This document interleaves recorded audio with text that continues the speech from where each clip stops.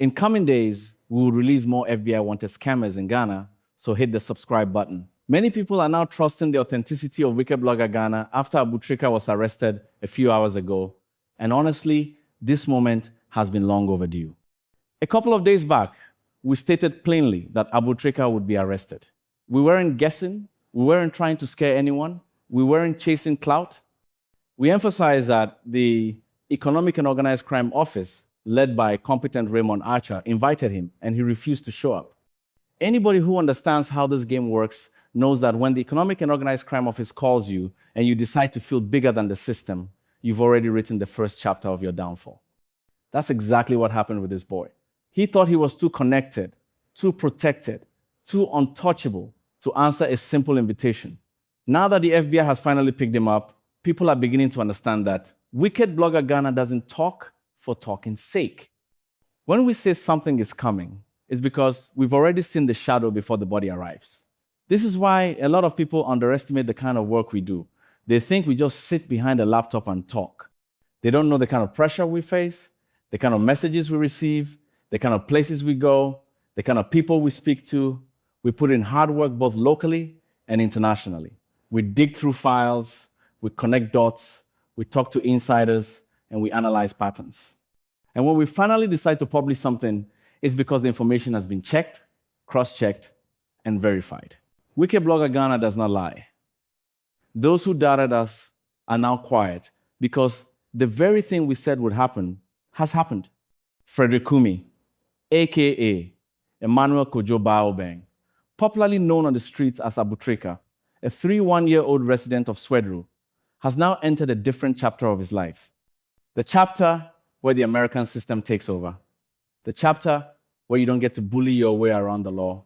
The chapter where no friend, no big man, no social media noise can save you.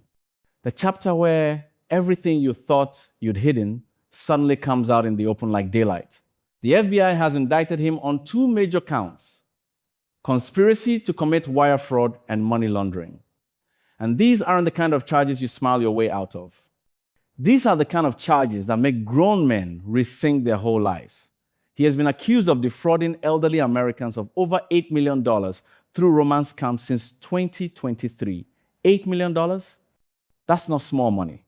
It's not pocket change. It's the kind of money that makes the FBI mobilize a team. It's the kind of money that makes agencies start doing late-night Zoom calls and strategy sessions. It's the kind of money that makes America get angry. And once America gets angry, the person behind that anger is finished. What made his case even worse was the method he used.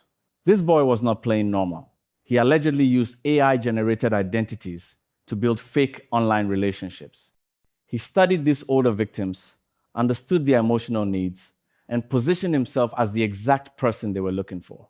He gained their trust. He made them feel safe. He made them believe he was in love with them. And once they were fully emotionally hooked, he started soliciting money, fabricated emergencies, fake travel issues, imaginary investments, hospital bills that didn't exist, stories that would make an elderly person panic and send whatever they could. He looked innocent on the surface, but the operation was calculated and heartless. And that is exactly why the case hit the Elder Justice Initiative radar. Once anything involves elderly victims in America, the game changes instantly. When the FBI finally moved in on the 11th of December 2025, it wasn't because someone reported him yesterday.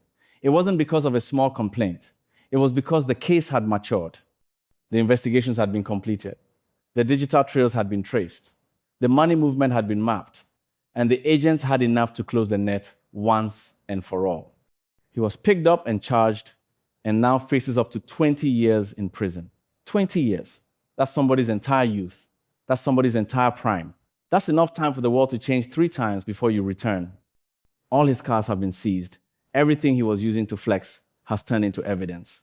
All the toys he bought just to show the world he had arrived have now become property of the state. On top of that, they reportedly found close to $1 million cash on him. That alone tells you the kind of life he was living. This boy was moving like he was a whole bank on his own. But the thing about cash is that it doesn't talk for you, it talks against you. When the feds find that amount of physical cash in your possession for no legitimate reason, it automatically becomes part of the case that nails you. People need to understand something. In this game, once the FBI steps in, everything changes. They are not like the local police who can be influenced or distracted. They don't arrest you because of noise. They arrest you because they have enough evidence to finish you. They don't come into a country unless the case has gotten to the point of no return. So the question is, why didn't Abu Trika see this coming? Why didn't he read the signs? Why did he think his luck was going to carry him forever? The answer is simple. Most boys in the game start believing their own hype. They start thinking they are smarter than the system. They start thinking that because they dodge bullets today, they will dodge bullets forever. But when you're dealing with agencies that have satellites, databases, international partnerships, facial recognition, wiretap permissions, banking records, AI surveillance tools, and data aggregation systems that most people don't even know exist, your little tricks can't save you. Your bravado won't help you. Your connections won't last.